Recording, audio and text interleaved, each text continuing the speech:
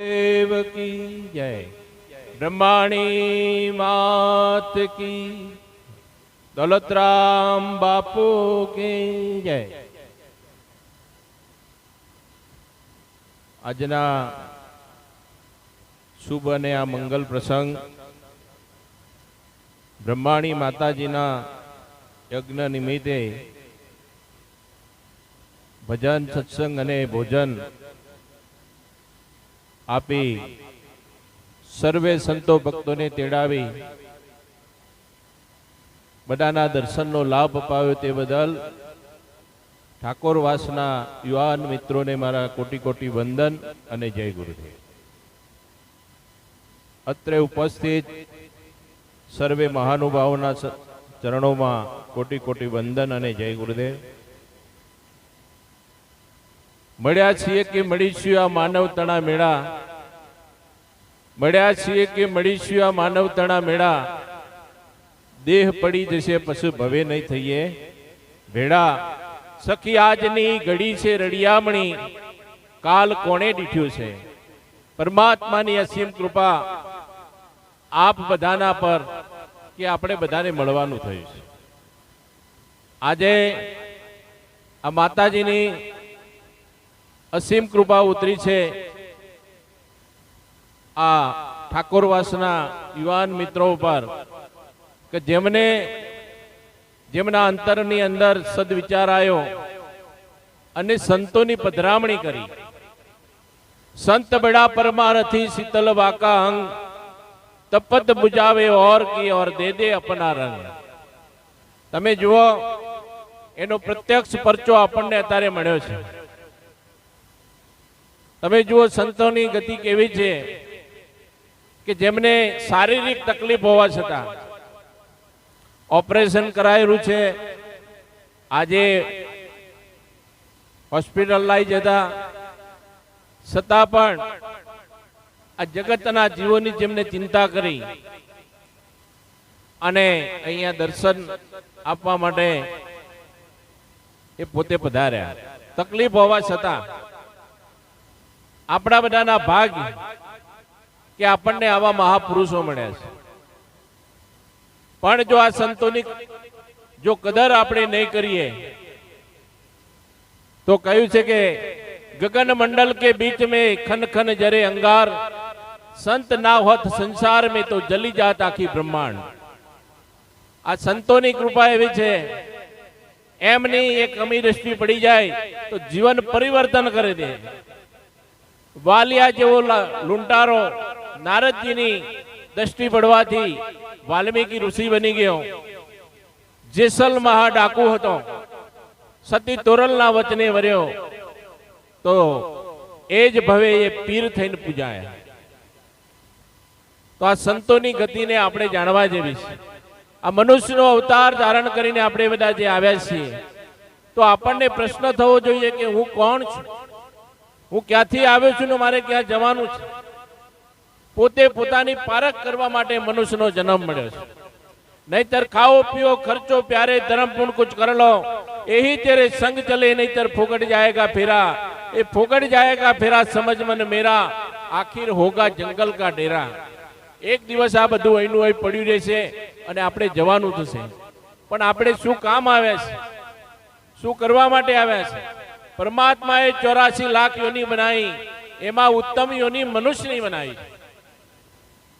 તો મનુષ્યનો જન્મ લઈને આપણે આયા છીએ તો આ દેહની અંદર હું બોલવા વાળો કોણ છું, કોણ બોલી રહ્યું છે અને એની પારખ નહીં થાય તો આવાગમન ટળે એવું નથી।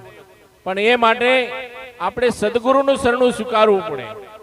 ગુરુ બિન જ્ઞાન ના ઉપજે, ગુરુ બિન મિલે નહીં ભેદ, ગુરુ બિન સંશય નહીં ટળે, ભલે વચો ન ચારે વેદ। ગમે એટલા વેદ પુરાણ શાસ્ત્રો આપણે વાંચીશું પણ જ્યાં સુધી સદગુરુ આપણને પ્રાપ્ત નહીં થાય ત્યાં સુધી હું કોણ ને હરિ કેવા આત્મા પરમાત્માની ઓળખાણ નહીં થાય। ગુરુ સંતોએ 7 પ્રકારના કહ્યા છે। पहला गुरु मात पिता रक्त बूंद के दोनों दाता, दूसरा गुरु दायण भाई जिसने गर्भवास से लिया छुड़ाई।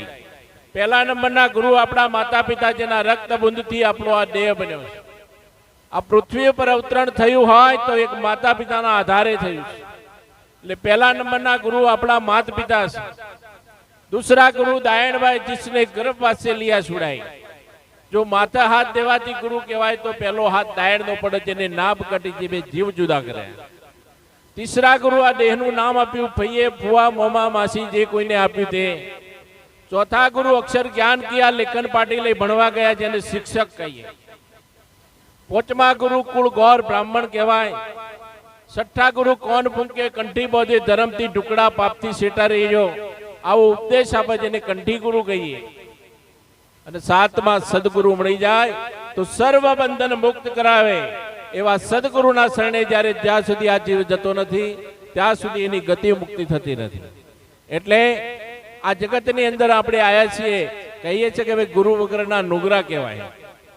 તો પહેલી વાત કે સદગુરુનું શરણું સ્વીકારી આ દેહ ભીતરની અંદર આ બોલવા વાળો ચેતન આત્મા ક્યાં રહે છે, કેવો છે, એની પ્રાપ્તિ કરવી હોય તો કેવી રીતે થાય એ આપણને સત્સંગ દ્વારા સંતોની વાણી દ્વારા આપણને જાણવા મળે. સંતોના શરણ સેવાથી આપણું જીવન કૃતાર્થ થઈ જાય. અને આગળના જન્મો આગળના ઇતિહાસ તમે તપાસ કરજો કે જે અધમ અધમ પાપી પાપીમાં પાપી પણ એવા માણસો જ્યારે સદગુરુના શરણે ગયા તો સદગુરુ એને તારી લીધા છે. તો આ જગતમાં દયાળુમાં દયાળુ હોય તો જગતમાં એક સંત છે. એટલે સંત જેવી હસ્તી જો આપણા અહીંયા આવી હોય અને એ અંતરમાં ભાવ, આમ તો કહ્યું છે કે ગુરુ બ્રહ્મા ગુરુ વિષ્ણુ ગુરુદેવ મહેશ્વર ગુરુ સાક્ષાત પરિબ્રહ્મ તસ્મૈ શ્રી ગુરુદેવ નમઃ. આજે સાક્ષાત પરમાત્મા સ્વરૂપ સદગુરુ આપણા આંગણે આવ્યા છે. અને જો એને આપણે અંતરના ભાવથી જો નયન વંદન કરીએ તો આપણે અભાગ્યા કહેવાય. કારણ કે ગુરુની પારખ દ્રષ્ટિ મેળવવા માટે આપણે સદગુરુ જોડે જવું પડે, નહીતર ચોપડાની દ્રષ્ટિથી આપણને ચોપડું જ દેખાય. દિવ્ય દ્રષ્ટિ મળે તો જ દેવના દર્શન થાય. સબ ગટ મેરા સાઈયા કોઈ ગટ ખાલી નહીં, બલિયારી વો ગટ કી જાગટ પ્રગટ હોય. આપ જે પ્રગટ સંતો છે એ સંતોનું શરણું સેવાથી જ આપણું કલ્યાણ થાય. તો એવા સંતોના શરણે જે ખરેખર મિત્રોને બહુ કોટી કોટી અભિનંદન. કેમ કે એમને આવો વિચાર આવ્યો. અમે ઘણા સમયથી ઈરવાણી ગામમાં આવતા હતા, પણ જ્યારે આજનો જે માહોલ હતો ખરેખર આમ આનંદ એટલો બધો થયો કે આવો પ્રોગ્રામ પહેલ વહેલો થયો છે. ઈરવાણી ગામમાં આવો પ્રોગ્રામ પહેલ વહેલો એટલો બધો ભાવથી. અને તમે વિચાર કરો કે બાપુએ મને 5 વાગે જણાવી દીધું હતું કે હું આવવાનો નથી, હું હારી આવી શકાય એવી પોઝિશન નથી. 5 વાગે મને જણાવ્યું, પણ મને વિશ્વાસ હતો. મેં કોઈને નતું કહ્યું. મેં દશરથભાઈને વાત કરી તમે કોઈને વાત ના કરતા કે બાપુ નથી આવવાના, બાપુ આવશે. અમને કહ્યું હતું કે હું આવી શકું એવી પોઝિશન નથી, છતાં પણ અમને વિશ્વાસ હતો કે બાપુ આવશે આવશે ને આવશે. અને પછી બાપુનો પાછો ફોન આવ્યો કે હું આવું છું. એટલે એ તમારા બધાનો ભાવ હતો.